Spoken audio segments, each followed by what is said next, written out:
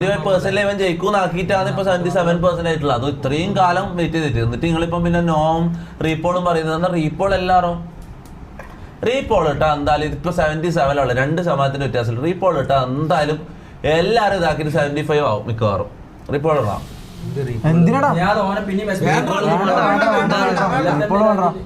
ഇപ്പൊ എന്താ ഇത്ര സമയം നീ എങ്ങനെയല്ല ഓന്തിനെ പോലെ എന്നിട്ട് പട്ടണിവൻ റീപോളൊന്നും വേണ്ടാന്ന് പറഞ്ഞിട്ട് വന്നിരുവൻ എന്നാ പിന്നെ റീപോൾ അടിക്കാല്ലേ റീപോൾ അടിക്കാം ഒരു അതാ എല്ലാവരും ചാനൽ എല്ലാവരും റീപോൾ പറയുന്നത്. പക്ഷെ ഞാൻ ചോദിക്കുന്നത് ഓൾറെഡി പോള് ജയിച്ചില്ലേ 75% ആൾക്കാർ പോള് യെസ് പറഞ്ഞ് ജയിച്ചില്ലേ പിന്നെ റീപോൾ പറയുന്നതിൽ ഇതുണ്ടാവും. ഇല്ല ഞാനൊരു കാര്യം പറയട്ടെ, ഇതിന് മുമ്പ് നമ്മൾ ചെയ്തിട്ട് പെർസെന്റേജ് ആവാണ്ടുന്ന സമയത്ത് റീപോൾ പറഞ്ഞിട്ട് നമ്മൾ ചെയ്തിട്ടില്ല ഇല്ല പെർസെന്റേജ് ആയാലും ചെയ്യാൻ പറ്റില്ല അങ്ങനല്ലേ?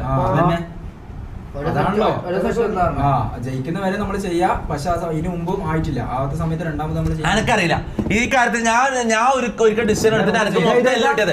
എനിക്ക് ഒരു ദിവസം ഞാൻ ഡിസിഷൻ എടുത്തിട്ടാണ് മൊത്തം എല്ലാം കിട്ടിയത്. ലാസ്റ്റ് മറ്റേ പുറത്താക്കുന്ന സ്ട്രീമില് ഇതിൽ ഞാൻ ഡിസിഷൻ എടുക്കില്ല. കോഹ്ലിയുടെ ആരാന്ന് വെച്ചാൽ ഡിസിഷൻ എടുത്താൽ എനിക്ക് കഴിയില്ല. ഇത് നിങ്ങൾ പറയുമ്പോ ഒരു ടൈം പുള്ളി യെസ് പറഞ്ഞിട്ട് പിന്നെ നോ പറയുന്ന റീപോൾ പറയുന്ന ഞാൻ എഴുതില്ല.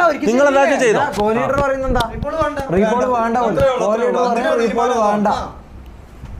അതാണ് അവസാന തീരുമാനം. അതിനെക്കാട്ടി വലിയൊരു തീരുമാനമില്ല. ഇടയ്ക്കിടയ്ക്ക് റൂൾസ് മാറ്റി കഴിഞ്ഞാൽ വെറുതെ എപ്പോഴും വന്ന് ഇങ്ങനെ റൂൾ മാറ്റി കളിക്കാനൊന്നും പറ്റില്ല. റീപോൾ വേണ്ട